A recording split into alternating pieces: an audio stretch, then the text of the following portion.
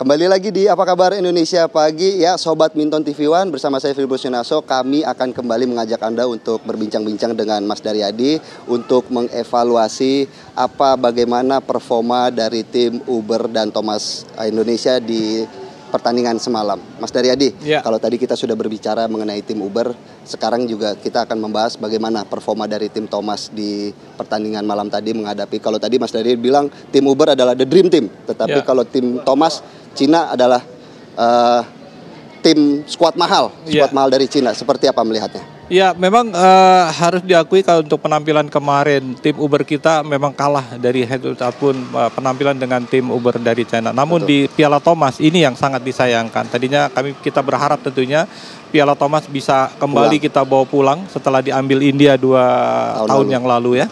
Dan penampilan Ginting, kemudian juga Jojo dan kawan-kawan, kita lihat bagaimana memang tidak seperti yang kita harapkan, terutama di partai pertama ketika Ginting berhadapan dengan Siyuki.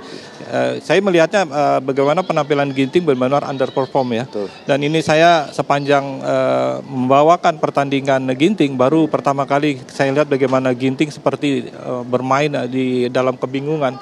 Baru pertama kali saya melihat Ginting bisa tertinggal 1-14. Jadi saya lihat memang Ginting tidak dalam performa terbaik ketika berhadapan dengan Siyuki, sehingga kekalahan kemarin memang cukup menyakitkan. Walaupun secara rekor memang 10 kali bertemu dengan Siyuki, 8 kali Ginting kalah. Tapi di pertemuan terakhir di akhir tahun 2023 di ajang BW Water Final, Ginting menang. Artinya potensi dia menang pun cukup besar, namun itu gagal dimanfaatkan oleh Ginting.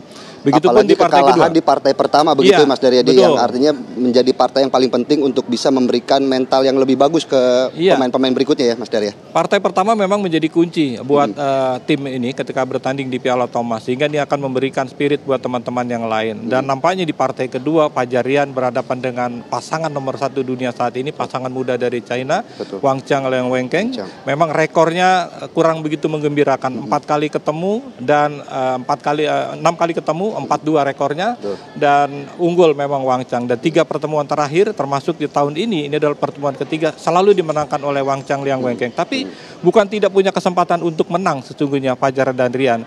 Namun dalam poin-poin akhir di game ketiga justru kesalahan banyak dilakukan oleh pasangan Indonesia. Yang menjadi catatan adalah penampilan Jonathan Christie yang tetap konsisten. Indonesia sudah tertinggal 0-2. Dan mentalnya Jojo tetap bagus ya, Mas, berhadapan dengan Li Sipeng yang memang sudah 5 kali dia kalahkan. Dan Jojo tetap konsisten, tidak terbebani, bahkan termotivasi untuk bisa mengamankan angka yang menjadi beban dia. Dan walaupun Indonesia kalah, namun dari semua penampilan Jojo di Piala Thomas, dia satu-satunya yang tidak pernah kalah. Setuju, saya setuju. Dari partai babak penyisihan juga Jojo tidak pernah kalah. Dan itu memang ya inilah hasil terbaik yang bisa kita raih di Thomas Uber 2024. Apa kemudian yang bisa Mas Daryadi lihat dari hasil evaluasi secara menyeluruh pemain-pemain yang ikut di Piala Thomas Uber ini, karena kan mereka juga akan dalam 2 bulan ke depan akan bertanding ke Olimpiade, ajang sesungguhnya, seperti apa Mas Daryadi? Ya, catatan lain dari Piala Thomas pastinya kita juga jangan terlalu berlama-lama tentunya menggantungkan harapan kepada pemain-pemain yang saat ini. Kita ketahui Jojo dan Ginting sudah bermain buat Piala Thomas Indonesia sejak 2016 dan setiap event ini akan selalu digelar tiap 2 tahun sekali. Mudah-mudahan kita bisa persiapan pemain-pemain yang lebih muda. Sudah ditampilkan juga Alwi Farhan, mudah-mudahan akan banyak pemain muda yang nanti akan tampil. Dan di sisi lain, lupakan kegagalan di Piala Thomas. 2 bulan ke depan kita akan fokus untuk tampil di ajang Olimpiade. Memang pemain-pemain kita yang tampil tidak semuanya. Di tunggal kita punya Jojo Ginting, di ganda kita punya Fajar Rian, kemudian di tunggal putri ada Grego, kemudian di ganda putri kita punya Apri Fadia, dan di ganda campuran kita punya Rino Pita. Mudah-mudahan wakil Indonesia ini bisa mempertahankan tradisi medali emas yang selalu kita dapatkan. Terakhir kita dapat dari Apri Fadia di Olimpiade Tokyo 2020. Apri Grecia. Iya, Apri Grecia. Baik, terima kasih Mas Daryadi atas ulasannya.